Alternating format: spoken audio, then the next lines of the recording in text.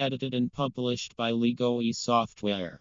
Rights have been reserved to this audio-visual recording. To find more books and information about other educational resources, please visit ligohi.com. Rapunzel. Once there was a man and a woman who wished for a child. They had a little window at the back of their house from which a splendid garden could be seen. The garden was full of the most beautiful flowers and herbs. It was, however, surrounded by a high wall, and no one dared to go into it because it belonged to a powerful enchantress. One day when the woman looked down into the garden from the window of her home, she noticed that the garden contained a plot in which was planted with the most beautiful rampion. It looked so fresh and green that she longed for it and began to look pale and miserable. Her husband became alarmed and asked, "What troubles you, dear wife?" "Ah," she replied, "if I can't eat some of the rampion, which is in the garden behind our house, I shall die." The man, who loved her, thought, "Rather than let my wife die, I will bring her some of the rampion myself, let it cost what it will." So at twilight, he clambered down over the wall into the garden of the enchantress, hastily clutched a handful of rampion, and took it to his wife. She at once made herself a salad of it, and ate it greedily. It tasted so good to her that the next day she longed for it 3 times as much as before. So her husband decided, once more, to sneak into the garden to steal rampion. Therefore, in the gloom of evening he let himself down again. But when he had clambered down the wall he was terribly afraid, for he saw the enchantress standing before him. "How dare you descend into my garden and steal my rampion like a thief? You shall suffer for it," she said with an angry look. "Please let mercy take the place of justice," answered he. "I only made up my mind to do it because I was concerned for my wife. My wife saw your rampion from the window, and felt such a longing for it that she felt she would have died without it." The enchantress became calmer, and said to him, "If that is the case, I will allow you to take as much rampion as you want, only I make one condition: you must give me the child which your wife will bring into the world. The child shall be well treated, and I will care for her like a mother." The man, in his terror, consented to everything, and when his wife later bore a child, the enchantress appeared at once, gave the child the name of Rapunzel, and took the child away with her. Rapunzel grew into the most beautiful girl under the sun. However, when she was 7 years old, the enchantress put her in a tall tower in the middle of a forest. The tower did not have stairs or a door. The only entrance into the tower was a window near the very top of the tower wall. When the enchantress wanted to go in, she placed herself beneath it and cried, "Rapunzel, Rapunzel, let down your hair to me." Rapunzel had magnificent long golden hair, and when she heard the voice of the enchantress she let her hair fall out of the window of the tower. Her hair fell 30 feet down to the bottom of the tower, and the enchantress climbed up by it.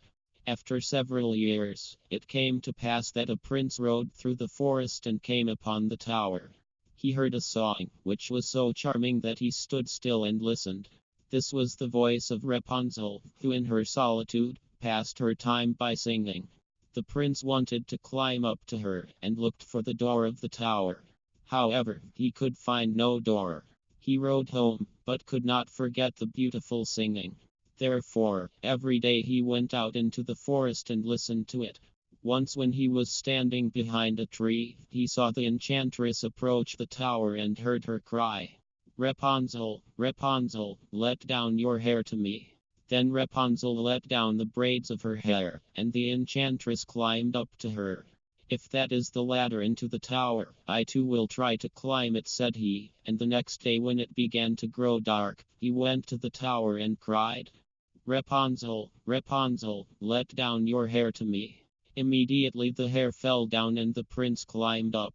At first Rapunzel was terribly frightened when she saw the prince, but the prince began to talk to her like a friend, and told her that his heart had been so stirred that it had let him have no rest, and he had been forced to see her. Then Rapunzel lost her fear, and when he asked her if she would take him for her husband, and she saw that he was young and handsome, she thought, He will be nicer to me than the witch Guthel is." She said yes, laid her hand in his, and said, "I will willingly go away with you, but I do not know how to get down. Bring with you some rope every time that you come, and I will create a rope ladder with it. When it is ready I will descend, and you can take me on your horse." They agreed that until that time he should come to her every evening, for the enchantress came by day. The enchantress knew nothing of this, until Rapunzel said to her, "Tell me, Guthel, how is it that you are so much heavier for me to draw up than the young prince? He is drawn up in a moment." "Ah, you wicked child," cried the enchantress. "What do I hear you say? I thought I had separated you from all the world, and yet you have deceived me." In her anger, she clutched the girl's beautiful tresses, wrapped them twice around her left hand, seized a pair of scissors with the right and cut them off. The lovely braids lay on the ground.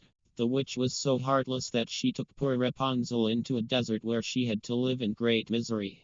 On the same day that she cast out Rapunzel, however, the enchantress fastened the braids of hair, which she had cut off, to the hook of the window, and when the prince came and cried, "Rapunzel, Rapunzel, let down your hair to me," the witch let Rapunzel's hair down. The prince ascended, but instead of finding his dearest Rapunzel, he found the enchantress, who gazed at him with a venomous glare. "Aha!" she cried mockingly, "Rapunzel is lost to you.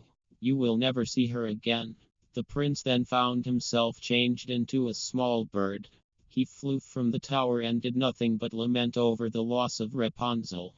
Thus he roamed about in misery, and at length came to the desert where Rapunzel lived.